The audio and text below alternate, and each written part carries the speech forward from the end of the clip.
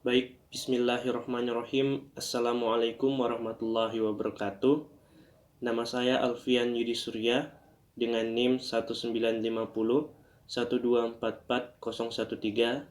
dari Program Studi Pendidikan Teknik Elektro kelas D angkatan 2019. Di sini saya akan mempresentasikan mengenai sistem manajemen mutu pada industri. Yang pertama yaitu konsep mutu. Jadi mutu ini berasal dari bahasa Inggris yaitu quality yang artinya kualitas. Dalam Kamus Besar Bahasa Indonesia atau KBBI, mutu adalah ukuran baik buruknya suatu benda, kadar, taraf, derajat, atau kualitas, kepandaian, kecerdasan, dan sebagainya. Menurut Salis, pada tahun 2006, mutu adalah suatu filosofi dan juga metodologi di mana membantu perusahaan dalam mengatur agenda dalam menghadapi tekanan-tekanan internal maupun eksternal yang berlebihan, serta dalam merencanakan perubahan. Adanya mutu ini harus dapat menjaga kepuasan pelanggan, atau bahkan lebih baik dari sebelumnya, karena kepuasan konsumen yang secara terus-menerus akan membuat mereka tetap membeli produk dari kita. Mutu sangat berkaitan dengan kualitas produk yang diminati oleh konsumen. Perusahaan harus bisa memenuhi standar mutu produknya.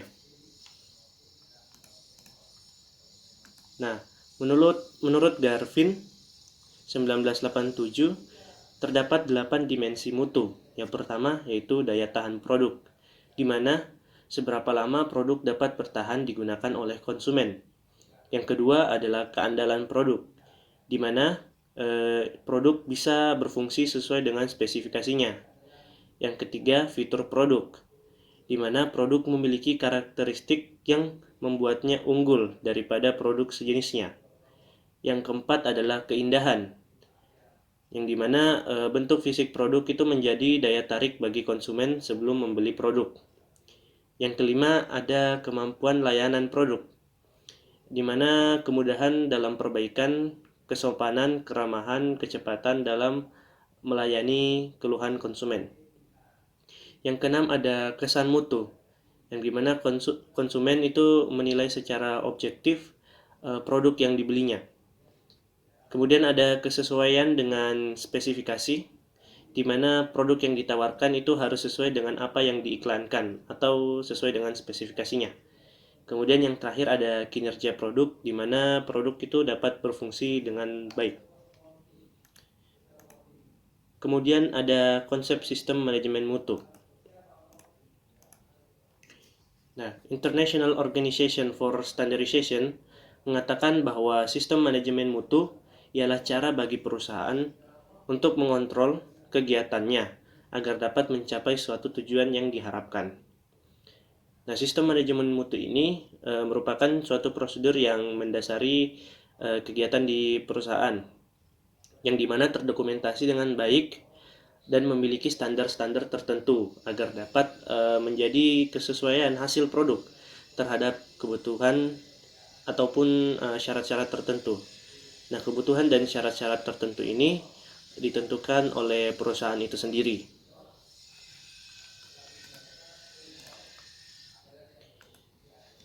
Nah, di sini ada ciri-ciri perusahaan yang menerapkan sistem manajemen mutu menurut Hadiwiarjo dan Wibisono pada tahun 1996. Yang pertama itu adanya kepercayaan terhadap manajemen yang sangat tinggi. Yang kedua, adanya kesadaran akan mutu oleh semua karyawan. Yang ketiga, adanya komunikasi yang konsisten pada proses dan antara produksi, pemasok maupun pembeli. Kemudian adanya pemeliharaan dokumen-dokumen dengan baik. Kemudian adanya anggapan bahwa mencegah akan lebih baik daripada nantinya terjadi kesalahan terus memperbaikinya. Kemudian ada prinsip sistem manajemen mutu menurut ISO 9001 tahun 2015. Nah, menurut Rotary pada tahun 2000 mengatakan bahwa Seri ISO 9000 ini merupakan sebuah sistem manajemen mutu yang terpenting dan pertama, di mana sistem ini adalah sistem global yang diperuntukkan untuk mengoptimalisasikan dan mengefektifkan mutu pada suatu perusahaan. Nah, dibuatnya ISO 9001 ini merupakan suatu pemikiran mengenai perbaikan yang secara berkelanjutan. Standar ini dapat memberikan kebebasan pada perusahaan untuk menentukan tujuannya, yang nantinya diharapkan dapat meningkatkan prosesnya secara terus-menerus. ISO 9001 ini tidaklah sesuatu yang harus dimiliki oleh setiap perusahaan. Namun, perusahaan dapat menggunakan standar ini pada sistem operasionalnya tanpa harus melakukan sertifikasi terlebih dahulu. Namun bagi perusahaan yang memiliki sertifikat ISO, nantinya akan memberi keuntungan juga agar mitra usahanya akan mengetahui bahwa perusahaan ini telah menetapkan standar yang sesuai. Nah, standar ISO ini pertama kali diterbitkan pada tahun 1987, di mana standar ini telah mendapatkan revisi sebanyak 4 kali.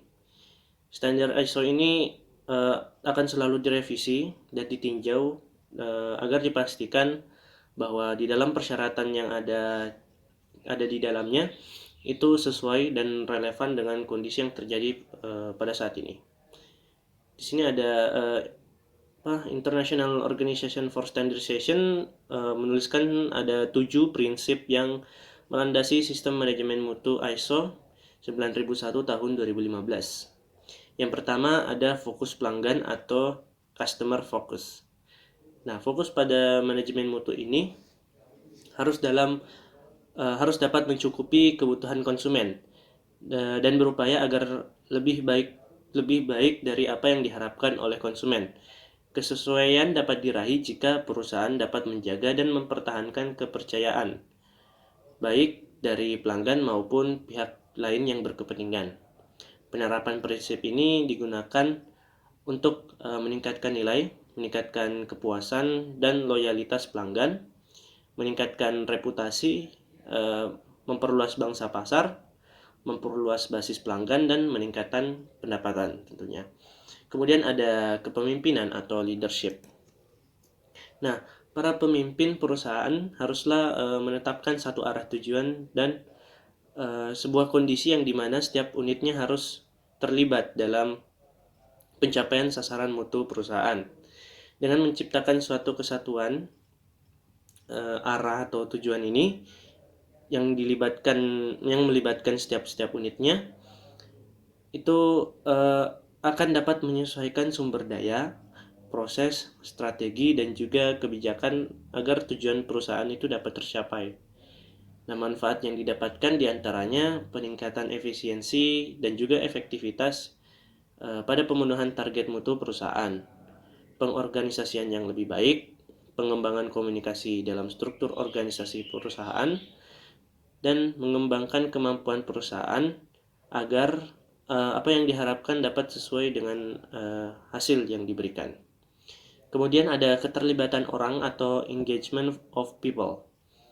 Jadi karyawan yang berkompeten dan keterlibatan orang-orang pada semua tingkatan perusahaan itu sangatlah penting dalam peningkatan kemampuan perusahaan untuk menghasilkan dan memberikan nilainya.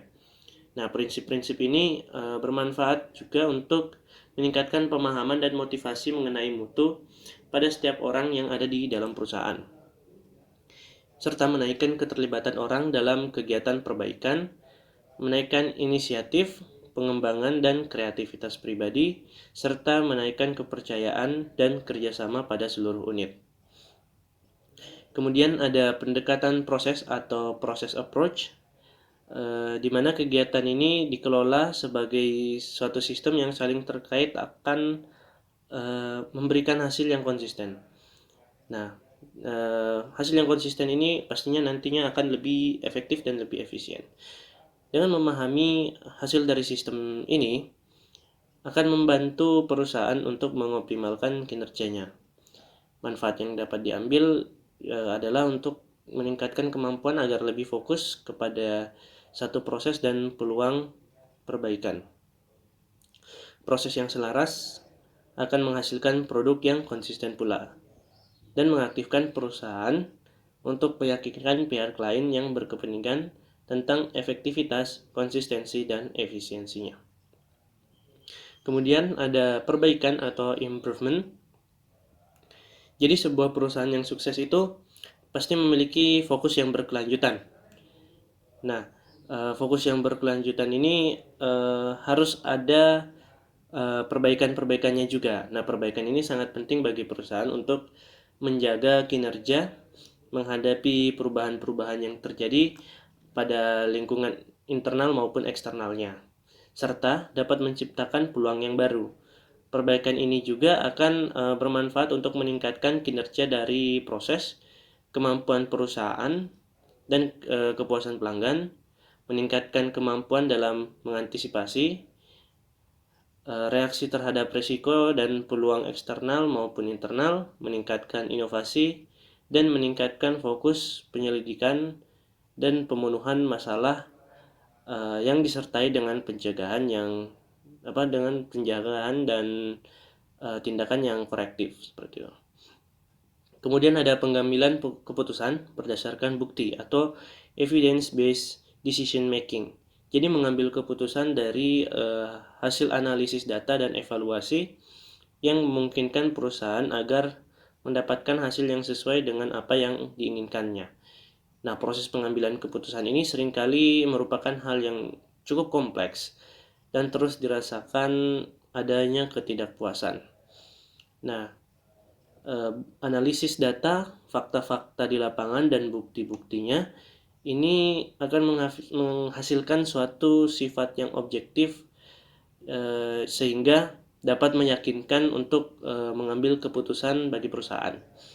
Nah, manfaat yang dapat diambil diantaranya peningkatan penilaian kinerja dan kemampuan untuk mencapai tujuan, meningkatkan kemampuan dalam menunjukkan efektivitas tidak seperti keputusan yang lalu-lalu, meningkatkan efisiensi dan efektivitas operasional, meningkatkan kemampuan dalam meninjau dan menghadapi tantangan serta membuat opini atau keputusan.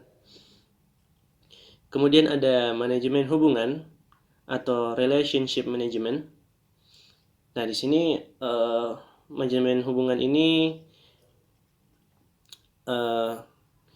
perusahaan perlulah untuk menjaga hubungan yang baik dengan pihak-pihak yang berkepentingan yang dapat mempengaruhi kinerja perusahaan. Di sini peran manajemen hubungan itu sangat penting untuk menjaga hubungan antar perusahaan dengan jaringan pemasok atau dengan klien. Nah, manfaat dari penerapan prinsip ini antara lain pemahaman mengenai tujuan dan nilai perusahaan di antara pihak yang memiliki kepentingan, meningkatkan akan kemampuan dalam menciptakan nilai-nilai yang baik bagi perusahaan,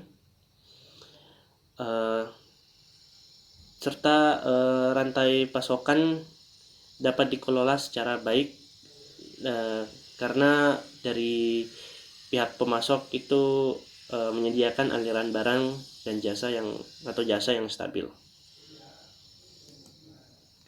Kemudian ada manfaat sistem manajemen mutu ISO 9001 tahun 2015.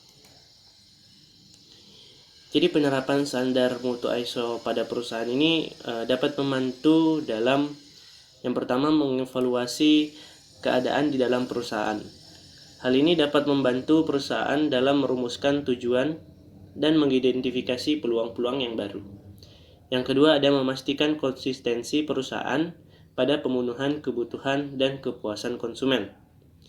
Yang ketiga, mengefisiensikan waktu karena semua proses yang dilakukan itu sesuai dengan standar dan dapat dimengerti oleh seluruh pihak, baik yang ada di dalam perusahaan maupun yang di luar perusahaan, sehingga dapat meningkatkan produktivitas.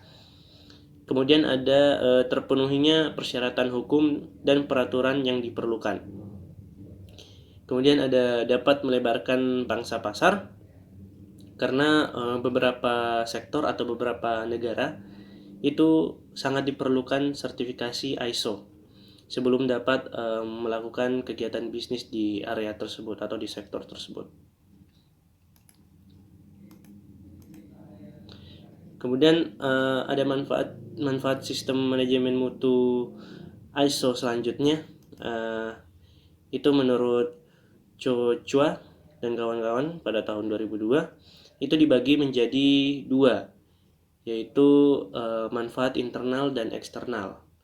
Nah, manfaat internal itu yang pertama, instruksi dan prosedur kerja yang lebih jelas, membantu perbaikan secara berkelanjutan, kesadaran kepada kualitas produk yang semakin besar, meningkatkan kemampuan untuk memperoleh keuntungan, pertanggungjawaban pekerjaan yang semakin jelas.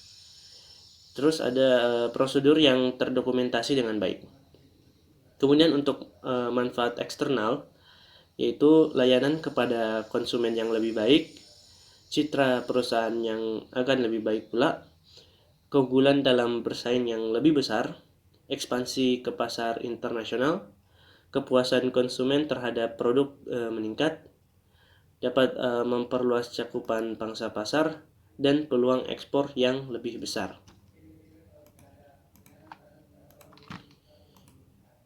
Baik, demikian presentasi dari saya. Kesimpulannya adalah persaingan pasar global yang saat ini semakin sengit menuntut agar perusahaan industri dapat menghasilkan produk yang sesuai dengan minat konsumen. Namun produk-produk tersebut haruslah tetap terjaga mutunya, karena kesadaran konsumen terhadap mutu suatu produk juga semakin meningkat. Nah, dengan menerapkan sistem manajemen mutu pada perusahaan, ini dapat mengoptimalkan efektivitas mutu produk. Nah, ketujuh prinsip yang sudah kami jelaskan tadi, ini perlu diterapkan sebaik-baiknya pada perusahaan, agar dapat memberikan manfaat bagi perusahaan baik secara internal maupun eksternal. Salah satunya ialah peningkatan kepuasan konsumen, citra perusahaan yang lebih baik, serta mampu unggul dalam bersaing dengan perusahaan-perusahaan lain. Sekian dari saya, lebih dan kurangnya mohon dimaafkan. Wabillahi taufiq wal hidayah. Wassalamualaikum warahmatullahi wabarakatuh.